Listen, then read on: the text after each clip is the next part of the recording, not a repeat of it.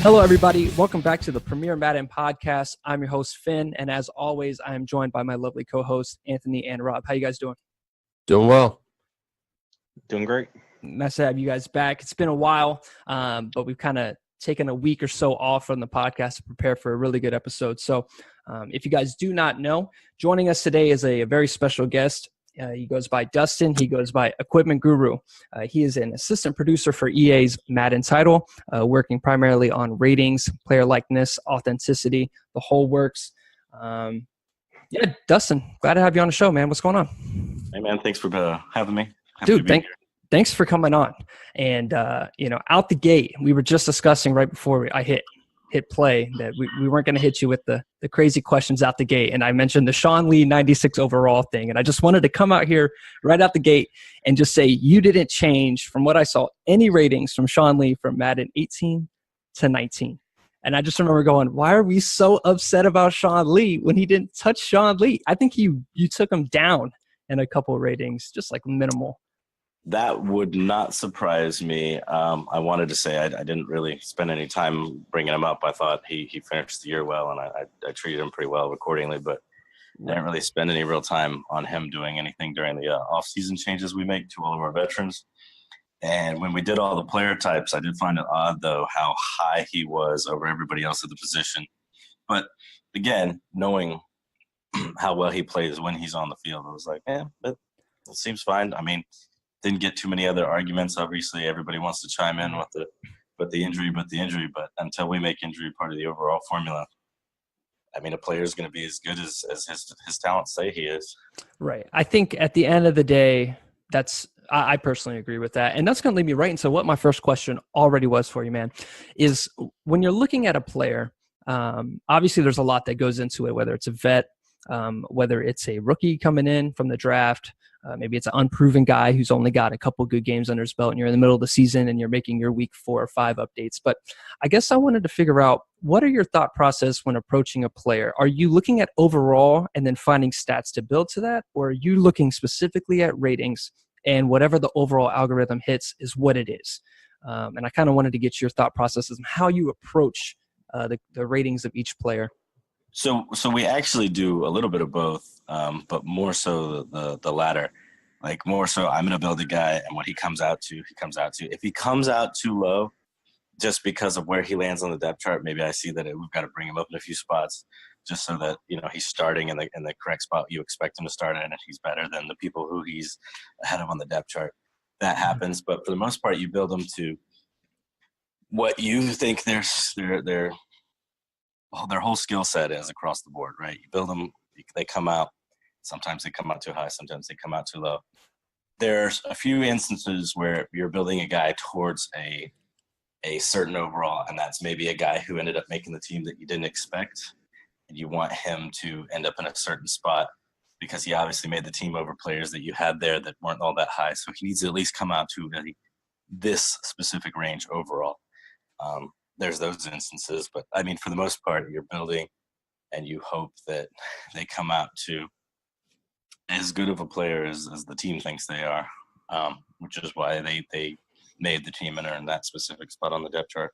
Right. And then I guess my final question here before I turn you loose to the dogs of Anthony and Rob, the real Groot and Grinder here, is, are you using, is there any work with kind of like the different stat, based companies out there, whether it be PFF or just the general stats that you can find on the internet? Is there any kind of look into that, or do you guys have like your own player evaluation team within EA, or maybe even some kind of consultation guys that come in and help out with that process? So I'm not able to fully divulge everything that we have available to us. 2 questions in, and I hit you with the EA and DA. I'm sorry, man, but no, this one's easy. I can still answer this though. Awesome. I can't give you everything that we have, but we do have access to game film. We have Game Pass. We have all of that. I have a new guy that helps me this year that I'm able to bounce things off of. We can take a look at different things we saw. And when we watch the same matchup, he may see something differently than I see. So I have more available to me. I can't tell you all of our resources, where all of our information comes from, but we do have some good resources. We obviously have the stats. Me and him obviously both watch a ton of games Monday, Thursday, Sunday night, and then I go out and I make sure I catch at least 4 to 5 of the of the early games, and then I always catch all of the afternoon games afterwards. So I see a ton of football to be able to help get us to where we get to, and then we'll go through and we'll compare what we saw versus a lot of the grades and information that we have available to us in house. Mm-hmm. And then sometimes we'll even have to go to the film, depending on whatever it is, because we may remember something and the grade may say something, and then none of us agree. We'll go to the film and then reevaluate right there, make it easy. Tracking. Awesome. Well, let's cut you loose here. Let's start with Anthony. Anthony, you got any questions for him? Yeah, as the house Cowboys fan here, and I know that you are a Cowboys fan yourself, I wanted to go ahead and get your take on what happened against the Panthers and see what you think of that. I thought that it was weird seeing the offensive line look a little bit lost at times. And I don't know if it's from the root of changing O-line coaches, and maybe they installed some new things into the run game this week that the players just weren't able to grasp in time or whatever. But they looked completely different in the preseason. They were running things that seemed familiar to them. But to see Tyron Smith get lost on a play one time, another penalty on Tyron was not usually what you see. Lyle played up and down, which is kind of what he did last year. Connor Williams still obviously working through being a rookie. Getting beat with power is kind of a thing he's probably going to do about once a game. Joe Looney looked okay. I think he did fine. But then you have Zach Martin, who just played like Zach Martin, who's the one constant on the team who's just going to consistently do that. So you have all of these things. Then Dak sits there, even with the offensive line, maybe not with where you would expect them, sits there with, I think I saw it was an average of 3 seconds to throw, and he still couldn't anticipate or make good throws, which was a little concerning for me, which is why he went down on the roster update. And then Zeke missing a few lanes that probably could have turned out a little bigger runs at times for him was not so good to see. Maybe he just needed more time. Obviously, didn't spend any real time getting used to it in the preseason. Not sure. I mean, if you look at what it was his rookie year, it took him a little while to get used to it.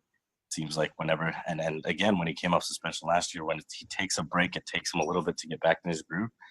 Maybe they should have played him in preseason. I don't know. Then there you have the issues with the wide receivers of not really finding opportunities to get open sometimes. Like I don't think Allen Hurns did all that well.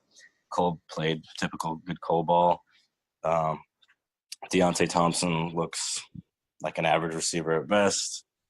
I think Gallup will do well, but hasn't really had enough opportunities yet, and they're going to have to try and run more than like a 3-route tree for these guys to have a good shot. But I wouldn't say the play calling was good. I wouldn't say Dak play was good. There's definitely no anticipation on any of his throws. But for me, the one bright side was watching the defense. I thought they played pretty damn well, even though there was a few misses on Cam Newton read options and this and that. I think more than anything, they definitely played and held their own. So to segue that back to Madden, I think that Travis Frederick is a huge, huge loss. And I think that, I mean, you guys called it last year when they made the adjustment for the center to have that awareness impact on all the rest of or the next lowest lineman or whatever. Maybe you can explain that a little bit more to the people that don't understand that. That was more of a quick thing. He just reached out to me to help implement that, but I actually can't even remember half of how it worked. I just remember him asking me about it. I think it was a good change. I think and I said this when I was at Cowboys camp, I think it's going to be a huge loss in Connor Williams' early development, not having Travis Frederick next to him, because that helps a young guy so much when you have somebody that smart helping you every day. I would hope for the Cowboys' sake that Frederick gets back sooner than later, because they're going to need him if they want that interior to pick up this play. I agree. Right, and that real jump in, I think that was something that I saw kind of circulating a lot of the questions that we kind of reached out for fillers was people questioning like mentorship with an XP. And I'm not throwing anything on you saying, why can't you do this? Or why haven't you done this? But I think it was a good idea that people had mentioned about, like, if there is a guy like Connor who's got some great talent around him, you would think that, maybe those can contribute to the XP of those players. But that was just something I saw. So I thought it was a good point to throw it in there. Go ahead and ask the next question. So we've already talked about Sean Lee. People think that he's a little overrated in Madden. But what is so the guy that I think that you underrated was Lyle Collins. Now, I thought that I tried to defend the logic on that if Lyle Collins was rated mid-80s, which is where I kind of anticipated he would be going into his third year, I feel like the Cowboys' offensive line would just be way too overpowering. Oh, definitely. I didn't keep Lyle lower for any reason like that or anything, but for me the biggest problem with Lyle was for every good play he made he often had, whether it be a lapse in judgment or just a situation where he just got beat, where for me I think he's getting obviously a lot better at it, and I think he gave up one pressure over, I think it was just one against Carolina, and he still played relatively well. But I brought him up for the first roster update that we dropped when the game dropped anyways, because I kind of went a little too hard in on him. I think we put him up to a 75, 76, something like that. Still not great, but better than where we started him with. I think he'll eventually really get where he needs to be at right tackle, but as of right now, I just do not see the consistency. And that's really what a lot of these ratings are based on, is how consistent you are at staying at a certain level of impact for your team. Like it's so easy to just keep going up and down each week with a lot of guys. What really matters is the consistency. That's really what gets you to the rating that you have in the game. All right, so one more question before I toss it over to Rob. While we're still on offensive linemen, sometimes one of my biggest complaints about the gameplay in general is sometimes the offensive line awareness. Sometimes they'll just let a defensive end just rush free, like they just won't even pay him attention. They'll double team a linebacker at the second level before they take the defensive end. What is it that impacts that rating that allows that to happen? Because I understand there's going to be glitches in the game. Like, you guys are never going to have it to where that kind of stuff doesn't happen sometimes. What is that is lacking from that player or lacking from that play that's allowing that to happen? I am, without knowing the exact instance, I'm not even sure. With how few offensive line ratings there are, it could just be in that specific play versus that specific offensive play. Like, for some reason, the right tackle targets the linebacker instead of the edge guy who's right outside of him. For whatever reason, it could be a bug. It could be by design, and the running back's supposed to go pick him up, but somebody hot routed the running back to go do something. There's all sorts of different factors that could play into it. So it's like a coding thing? It could easily be. It could just be a bug. It could just be a low awareness player. I'm not sure if I could say that in that situation it could just be awareness, but I do know awareness plays a higher factor now into our linemen than it has before. Clint's probably the best person to ask about something like that. He knows the line play inside and out. Whereas me, I try and, as much as I understand about the game, to keep myself from being overwhelmed, since I have all these other job responsibilities, I try and just stick to when I'm talking ratings and how they play out in the game. More often than not, I try and just stick to, I rated him this because of this. If you have a scenario that's playing out like this in game, I usually just be like, well, based on the ratings, it should probably come to this outcome more often than not, but I can't say for sure because I'm still not 100% sure on what else is factoring into what's going on that play, whereas gameplay people would know so much more about it than me. And to jump in, Clint, that's exactly what I was going to mention. I see him all the time on Twitter responding to people's videos. What playbook are you running? What formation are you running? Yada, yada, yada. So would you say that's the best avenue to go to report that thing? Because obviously, instead of bitching and moaning to the wrong people on Twitter, what would you say the best avenue is for reporting that, and what kind of information should we be providing? Playbook, what play you ran, what play they ran? Definitely, if it's something you consistently see, like if it's a frequent problem of this offensive lineman is never targeting who you would expect, he can either answer why they may be targeting somebody else and that's as designed, or if you give him the playbook and the play, for us to repro out on our end and know exactly what's happening, we need the exact defensive play, the exact offensive play. And if we run it and we get something different from what you're getting, it sounds like there's just something going on there. But if we're running it and we consistently get what you're getting, it's likely a bug. It's likely something we can address, and we just go for it from there. But the easiest thing to always do is you give as much information you can, especially if it's something consistent. Like if you see a one-off thing, obviously more than likely it's a one-off thing, which means it's going to be really hard for us to reproduce a one-off thing to know how to fix it. Right. And you guys have done great work with that, with things like nano blitzing and stuff like that. I've cut Rob off long enough. Rob, what's going on, man? I have a few questions. Nothing too serious. Not asking about no Cowboys. Screw them. But I haven't done an in-depth dive into the roster really. Besides my Bills, I've seen not really too big of changes. I want to know, like, for the whole roster, who are a few of the players that have the biggest jumps up and down? In what regard? You mean just like total overall? I mean, from launch to week 1 rosters. Well, I wouldn't say I have this thing. We don't try and super overreact when a team rays really bad or plays really, really good if they weren't already in that position. The Bills were already pretty bad. At least that's what we had them projecting going into this year, and that's kind of – I know they made the playoffs last year, but without Tyrod, they wouldn't have. I think that was pretty obvious. I made sure that, me and our guy didn't overreact on that. It's, I think, the worst somebody would have gone down was like -2. I don't recall hardly anybody going up. Kelvin Benjamin went down a ways. My other dude that I work with really is not a big Kelvin Benjamin fan, does not see him separate much, doesn't see him win at the catch point much. I disagree a little bit. I saw him win oftentimes at the catch point in Carolina, but he hasn't done it a ton with the Bills yet. I don't know. I think they have a long ways to go, and I don't know if Shady McCoy is still going to be able to give you what he is because he's old as crap now. Probably has some things lingering on in his head with the off-the-field issues he's got going on, so he probably still just won't perform up to where you would expect. But I don't really know what that team's going to give us this year. They came out flat. They had a rainstorm versus the Ravens. Josh Allen, who I think has a long way to go to be a good quarterback in this league, could happen, but I think he's got a ways to get there. I don't know what you're going to get from that team this year. I have no idea. So when you said a +2 jump, is that just in the Bills or in the whole league? So it's more just a per player basis. Everything we're talking about is like a per player basis. But I mean cut you off there. I'm saying from launch to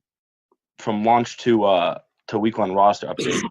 Is there any players that have what are a few of the players that have jumped up in overall, not just for the Bills, up or down? I can't imagine there'd be many up because I didn't see a ton of things in preseason that maybe go, wow, they're going to be great. I think most everybody's been down, but probably the biggest drop I would say was probably Kelvin Benjamin. I don't recall us because I didn't want to super overreact, but I think you might see him and maybe 1 or 2 other players that went down 2 overall. But I think most everybody just if they didn't play well, they took a -1 hit. I think they may have had 1 defensive player that actually played well, but I recall Tre'Davious White taking a hit. Micah Hyde took a hit. I think Jordan Poyer took a hit. Most everybody took a hit. Can't say I'm surprised, but so another question I have is, so I know last year, at least in the franchise, a lot of people complained about, oh yeah, Cowboys homer, Ryan Switzer has quick dev. I don't think that's crazy. Look, I think it's crazy to call you a Cowboys homer. That's why they gave him quick dev. I don't think that's a crazy thing to give him.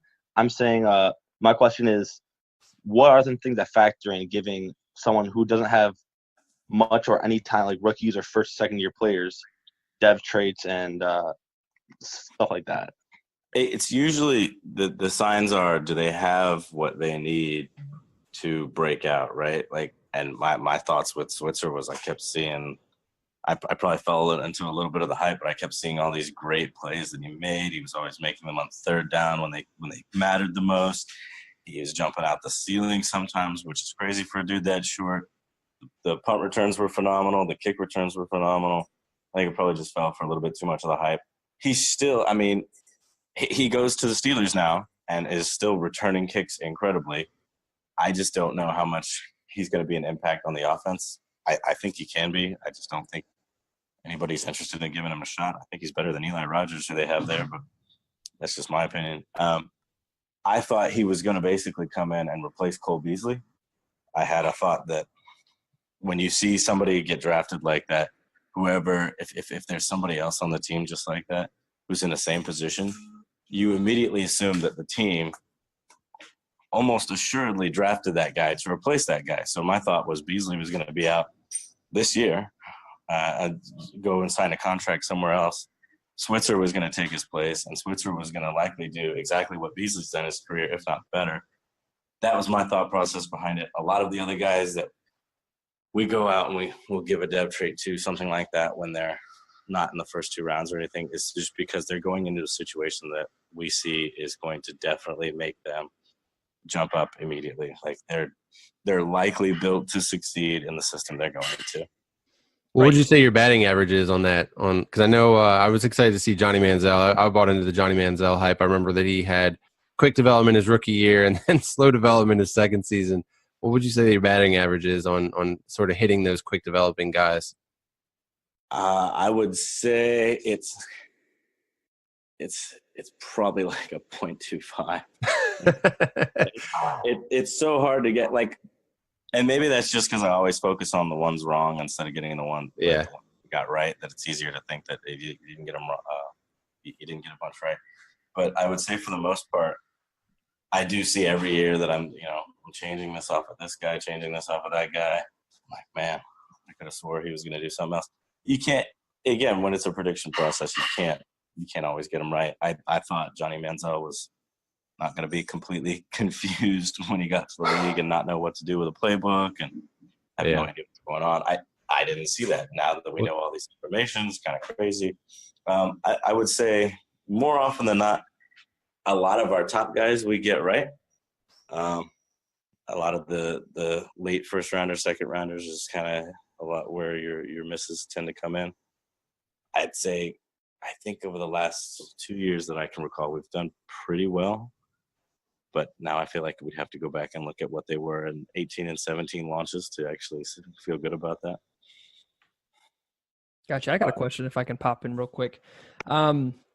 So one of the things that I really liked this year were you guys adding a lot more ratings, especially within like the wide receiver department and even in the quarterback department. But just really, it looked like to make players more unique instead of cookie cutter, right? And I guess kind of go through your thought process with that. Obviously, I mean, I would imagine it'd be more unique. But are there some other ratings that you guys have maybe even tried and just couldn't implement, whether it be a gaming coding issue or just too complicated, or is there just anything that you've kind of wanted to do that it just hasn't come up yet to create ratings wise? Yeah, I don't know if it's ever really like limited by coding per se. I would say the biggest thing I can immediately think of is a long snapper rating. I've been wanting long snappers in the game for a while now. I've wanted long snap rating.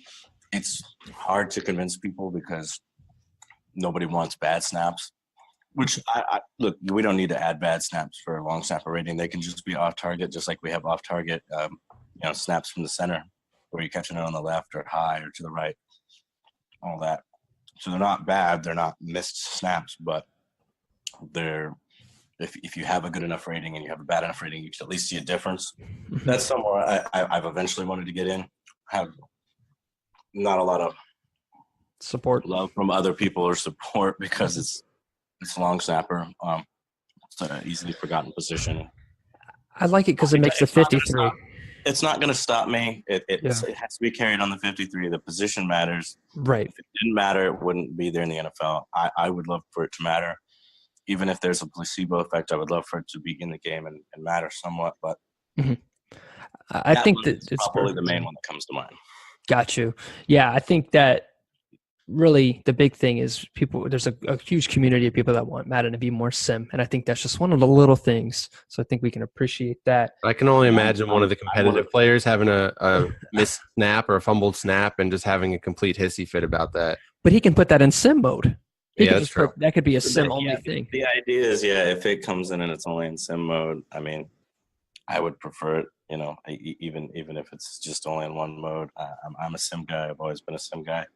I would lean on the side that it'd be a lot better if we had a few more sim options. There's still plenty of people in the office that are sim guys, so I wouldn't say we're getting away from it. But every time there's an opportunity, I'm definitely always piping my hand and my head into the game to fight for some more sim improvements whenever those opportunities arise. Got you. And I got one more for you real quick before the rest of the guys.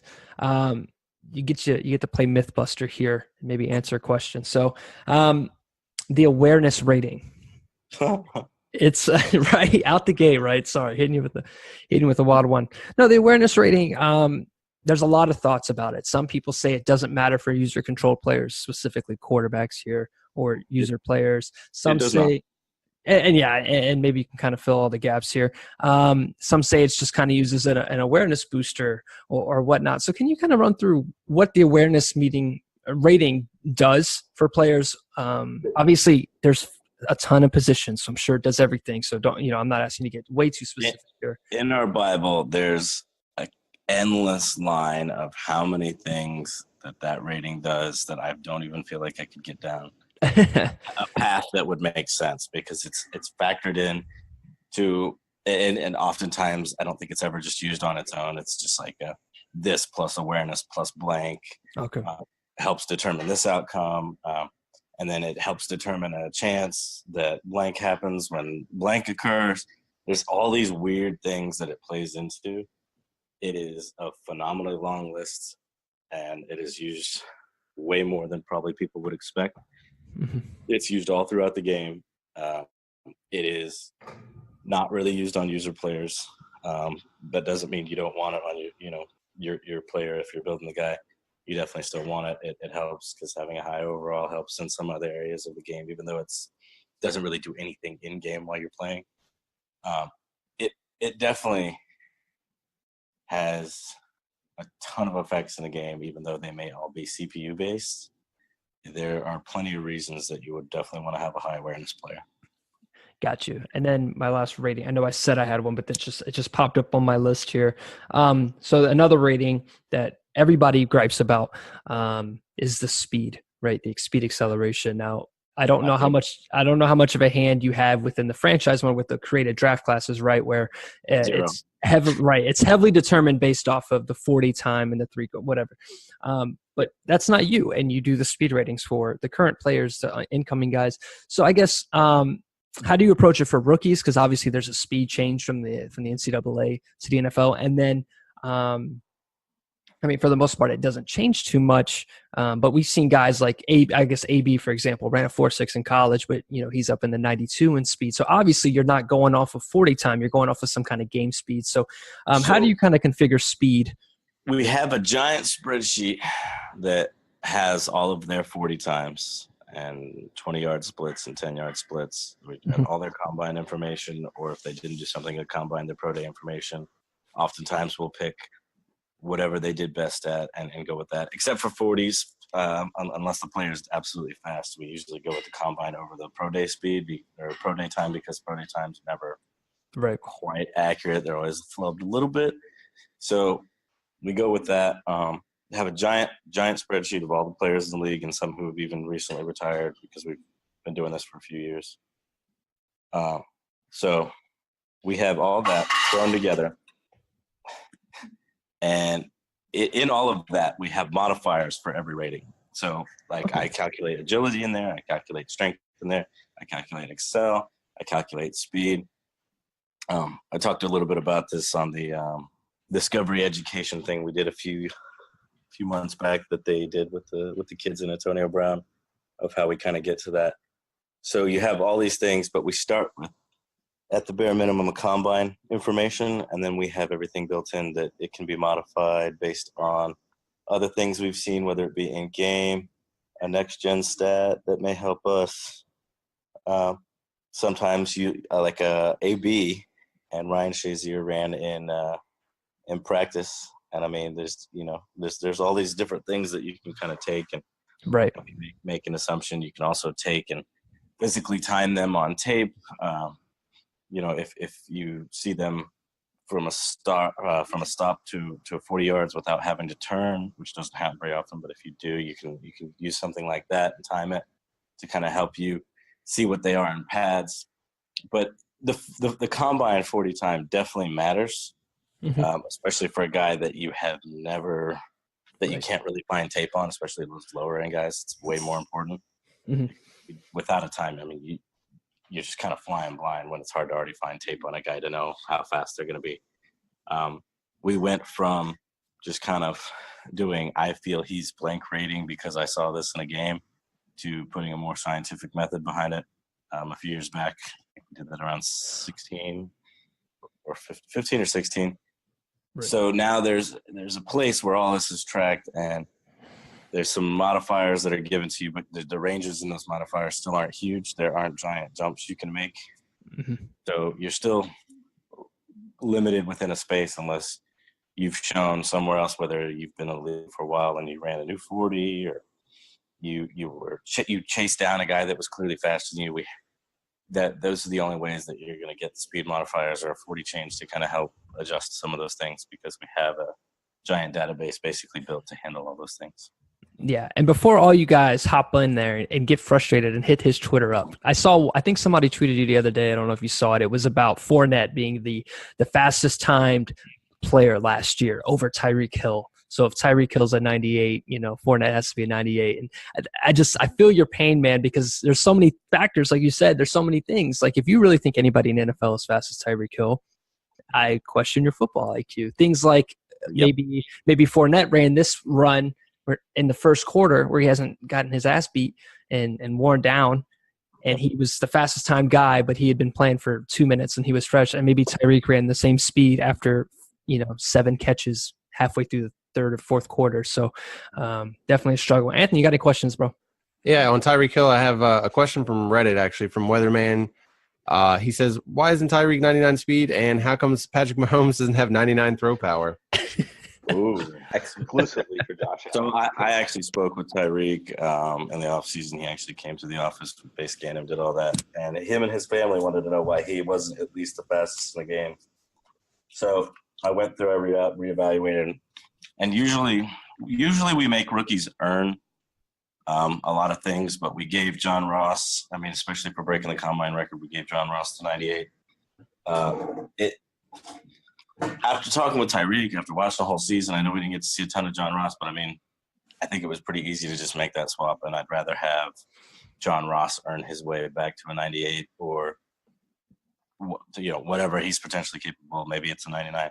For Tyreek, I think, especially based on week 1, if I see another 1 or 2 performances where he's just blowing by people, I said it this morning on the Madden drops thing we did on Twitch. It's not impossible that he goes to a 99, because that is just insane speed.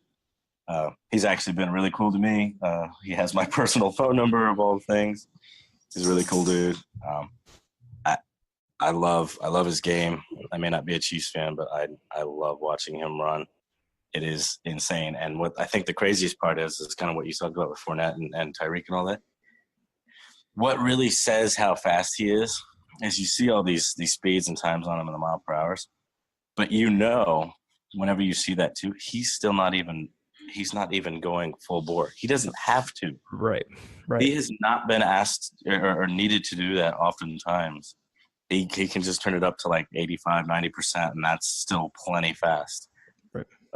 Versus anybody he's with. He doesn't have to run his heart out to be able to get to where he needs to go. That corner, and he can let up some and then drop to the end zone.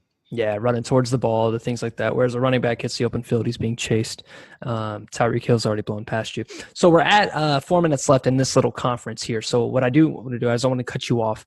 So what we'll do is we'll cut this real quick. We'll reload, and then we'll get a couple more questions for you if that works for you, bro. We're back. All right, we're back after our quick session switch. And Dustin was breaking down Tyreek Hill being a 99 speed. He's not 99, he's 98. But now we're talking about Patrick Mahomes and his throw power.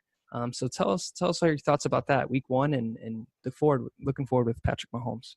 The insane windows he is able to fit like a football through is crazy to me. I mean, and like I think some people tried to blame Sammy Watkins on one of the drops that he had, and I get it. Like, ball's in your hands, you should catch it, and he probably should have caught this, but Mahomes had to zip this ball in past the linebacker and past and in front of the corner, just to the right spot on Watkins, and he's done a phenomenal job doing this stuff. I don't see why 99 is not possible. Currently, I like him at a 98 because as far as throw power goes, I don't think we've seen as far as like what you're looking at in the NFL right now, I don't think we've seen anything like Josh Allen as far as like true arm power goes. It's absurd what he can do with a football. I mean, I think the tough part for him is going to be putting all the other pieces together. But It's okay. You could just call him the GOAT. It's okay. but no, he's no Blake Bortles. Now, calm down. Let's be honest though. I think Mahomes, if he keeps this up, and I mean, if it really just keeps looking that nuts, I don't see why 99 is not possible. But I really like him and Allen having that one separation point, kind of like how I like Tyreek and Ross having that one separation point. But it also would also like kind of be nice to have Tyreek potentially at a 99 and then the next person at a 97 instead of a 98, just to kind of really accentuate that gap of how much faster he is than everybody else. But I think we're good with it right now. But he's definitely showing me all the signs that he could potentially be one of those guys right there, with just a phenomenal arm. Gotcha. So we got some time left here. I think one more question for each of us works. Anthony, Robin, you guys got one already lined up on deck? I do. Rob. Let's go to Rob. Let's just definitely go to Rob. Rob, take point on this one, my man. All right. So my question is, so I know obviously like us franchise guys know like the hidden gems in the league. So you see like players that in real life might categorized as busts because people like to make after 2 years, 2 years, if you're not making an impact, like they're done. Right. Corey Coleman, he's been through 3 teams in the past 2 weeks. Yep. Like you got someone like Eric Ebron. Oh yeah. when you see players like that who first round talents that they're drafted real high and they just don't pan out, and in real life they're going from team to team, yet in Madden they still have this overall. Like, what does it take for you to make a guy be like, okay, this guy's a bust. I gotta drop him down to like a 70 overall, whatever. Like, with Corey Coleman, I brought down actually just with him joining the Patriots because again, another new team. I think I brought him down right after the Bills cut him because clearly I have no easy way to reflect in the ratings if there's something off the field making these decisions on why you're not making these teams. All I can do is strictly evaluate the talent. But if you are having trouble staying on a team, you're having trouble even like making it onto the depth chart or being active on the Sundays, we find places where we can dock you where it makes the most sense, even if it's awareness or something like that. Maybe with receivers stuck in some catch or anything. You just look for the things that were obviously the highest on them. If you feel confident that they're basically busting out, you find things that are highest and just bring them down evenly so that he's still the same player type you would expect, but he's just not going to be as good. But I think what gets us to a decision on making somebody a bust or not is I like to give people a benefit of the doubt, but I give some time. But if you after 2 seasons are a first round pick and you're not working out Justin Gilbert, all those, you're going down. I mean, it really just depends on what the news is that's circulating out there on how fast we might do it, right? Like if there's no news circulating out, like I remember we dropped John Ross last year because we were like he can't get it. He can't do this. He can't do that. If there's no story and the team's just not playing you, I kind of tend to err on the side of like the Belichick thing. Like you obviously have talent, but they're slowly going to work you in, right? Like Belichick doesn't love just throwing rookies into the fire. So I give those a little bit more room for error. But if they're going to come out and say that their player's not getting it or is having trouble getting reps because they're not performing, that's usually a first sign of a bust and us going to do something to lower him quickly. Therefore, thereafter.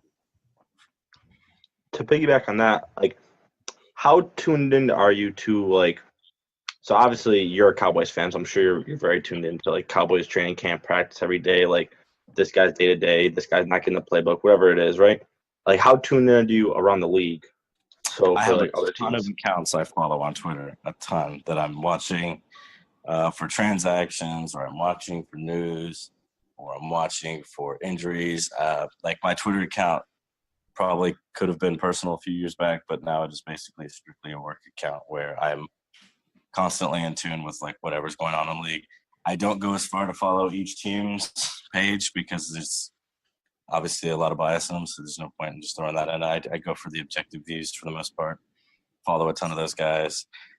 Follow some draft guys. Follow some people who do breakdowns of film each week. That's usually my go-to, which helps me out with a lot of that stuff. cool. Twitter's probably the best resource out there nowadays to get a lot of this information. I bet you love everyone having your personal Twitter. Anthony, you got a question, bro? Yeah, I'm going to pull one from the Reddit question I asked. This is from Selvis. What players were the most difficult to translate their real-life performance to Madden's overall rating system? Shit, that's a good question. I actually think about this. I'm trying to remember the last one that was really tough. My initial thoughts were that it would be a rookie, like a really good rookie that you think is like super pro ready. And then it's just like, but I can't go in and make this dude a 90 overall day one. I mean, I think seeing Saquon up in the 86 range was wild, but that's due to the new system with the. No, he was no 86. What is Was he? Was he up? It might have been just something that I saw. It might have been something else. So who knows? No, Quentin Nelson was like an 84, which was really hard. You know, it could have been Nelson being the higher rating, but I just imagine it'd be hard to just know a guy is an absolute stud and not want to, not be able to put him higher than. Funny enough, if we're talking about guys that were too high, that obviously because of their draft that I needed to bring them down. The first one that comes to mind this year was Dante Pettis. That one, you had to like bring him down in so many areas, but it was so hard because he was so good. It was so sad to see him slip that far.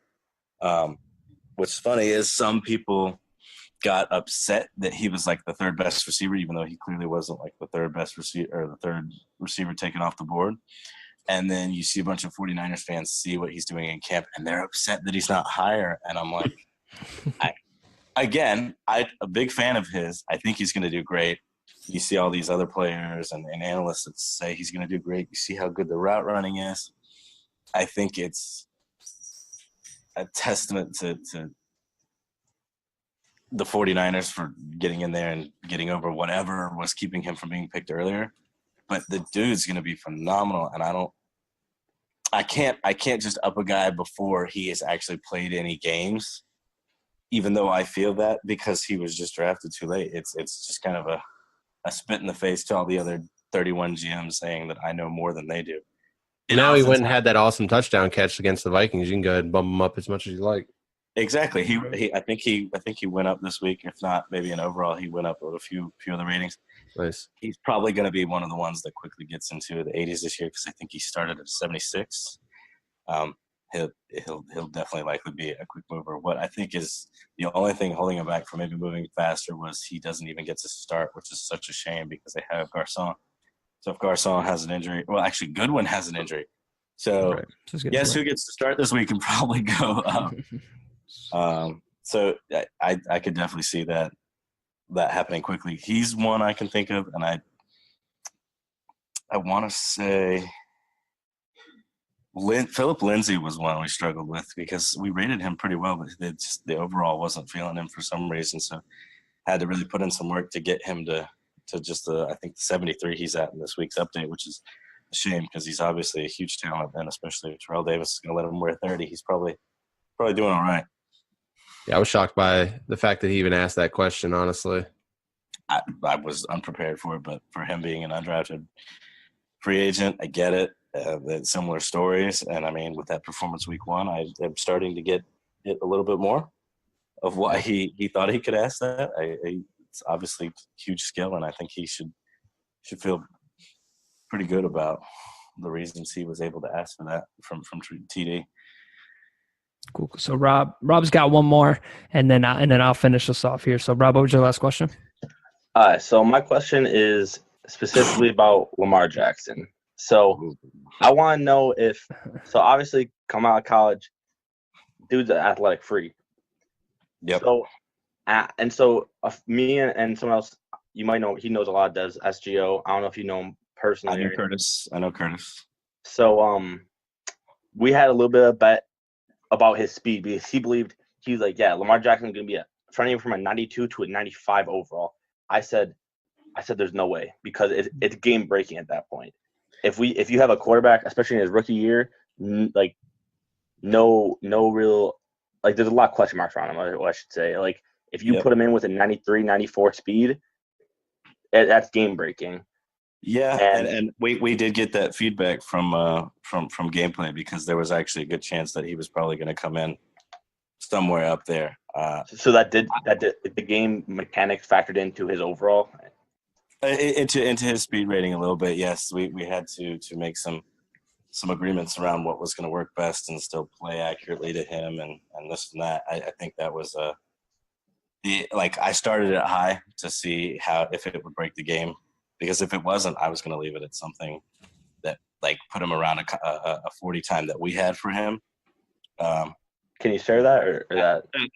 I'm not going to go into a ton of detail, but I will say we tested it out. We thought, at least as far as on roster side, we thought it would hopefully not break the game. Gameplay eventually came back, said, look, basically you can get 10, 12 yards every snap. He's not a horrible thrower either, too. So, it kind of ruins the game balance for a guy who's highly unlikely to play this year, barring Flacco just really shit in the bed. So I get it. We made some concessions. If I see him, do something phenomenal this year, speed-wise, he'll go up. But we're still going to be working in 1 point increments, not like jumping him up from a 91 to a 94 or anything like that. I definitely see him more as a faster guy than we have him at the number at. But after watching preseason, I can see that he's fast, but I'm kind of happy we put him where we have him because I've yet to see something that says he's faster than we have him at. It's not to say that it's not there. I just haven't seen it yet. I'm not sure how much of you watch of the crapshoot that was at the Bills game this week. The Ravens were running a lot of specialty packages, so he wasn't really the traditional quarterback. He would line up as a wide receiver. He just give him the ball, see what he could do with it. He didn't really do anything special, and this is against the Bill defense to give up 46 points? Yep. But obviously, I mean, if he's in the field, they know what's coming. But yeah, that was my question. I think they need to get a little bit more creative in what we're doing with him. And it seems like a lot of the stuff I've already seen them run with him on these special packages, he's almost doing too predictable of these weird runs. Exactly. I want to see him in an open space. Hey, I don't care if you just throw him a screen pass to the sideline or something, and let's just see what happens. Obviously, he can make at least one man miss, and then I want to see where it goes from there. But I think until we see him in an open space get to really take off, the best I've seen from him was, shockingly enough, from the first preseason game where he really had some oomph versus the Bears. Everything since then, I don't think you've really got to see a true showcase of his speed. I think he'll definitely do some damage though when they finally unleash him, and it may very well be faster than what we currently have him at. We'll see. Awesome. All right. So for the last question here on the podcast, you are, as so humbly, the self-proclaimed equipment guru. Funny enough, I didn't actually coin that myself. Donnie Moore, the former ratings guy, since he was the ratings czar, he donned me the equipment guru because that was kind of how I got my start. Okay. So my question is equipment based, and this is pure opinion, not perspective to any future Madden titles. What is one piece of equipment in the game that you wish could upgrade? It cannot be a helmet. That you wish could be upgraded, so whether it be look better or you just wish it was more options. And then what is a piece of equipment that you personally would love to see added to the game? Once again, I'm not asking you to predict anything for Madden 20 or 21 or whatever. Just what is something you like? I won't predict anything, but I will tell you I want mouthpieces just as much as the rest of the fans. That's the number one thing I think we need. Okay. That's my number one goal for me. And what's one piece of gear that we currently have now that I wish was better, basically? Yeah. I would say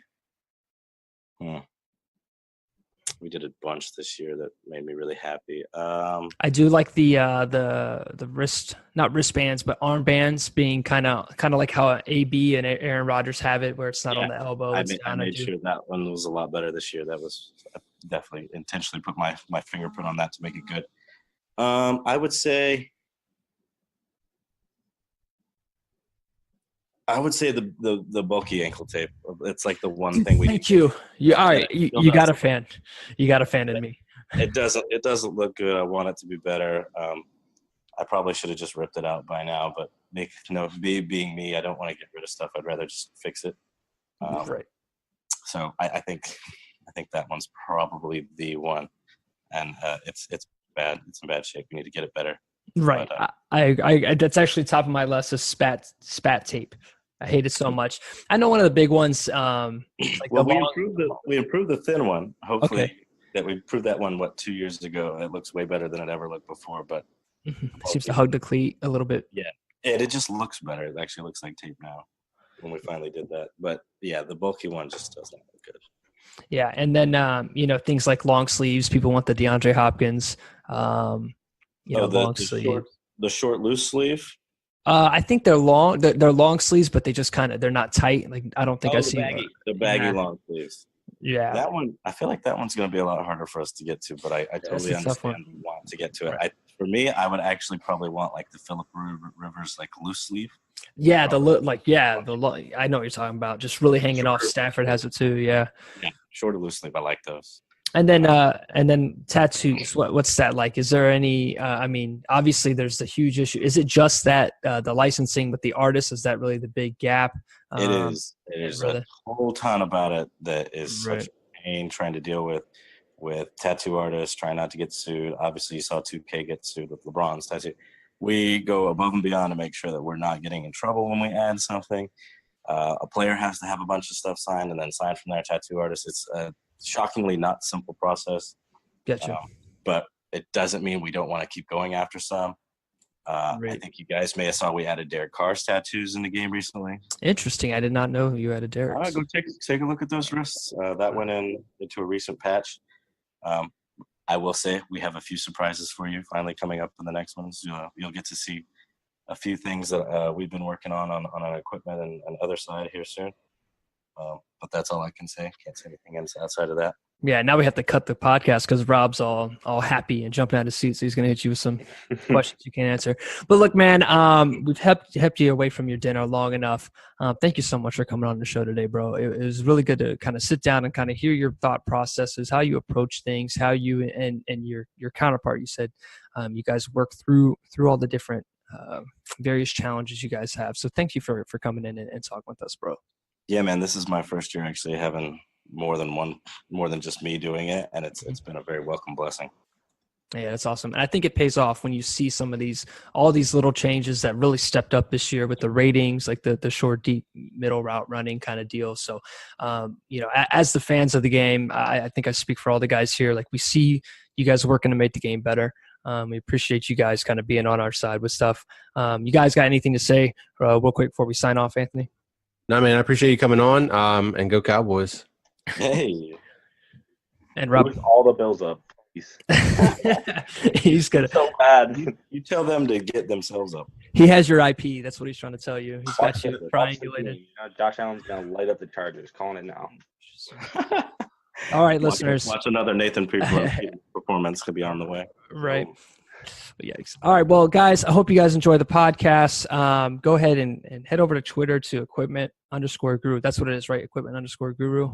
_guru. Yep. Right. Give them a follow. And like we said earlier in the podcast, if you see anything wrong with the game, any issues, let's be constructive and hit these guys up, because as we can hear from this whole hour that we've been talking, that these guys are working their butts off, watching way more football than one person should have to watch to provide the best content they can for you. So I always try and fix things as fast as I can if it's fixable in a roster update. I anything that you find wrong, whether it be a hometown, a birth date, an age, a jersey number, or anything, if you know of something wrong, I will quickly address it if it's tweeted out to me.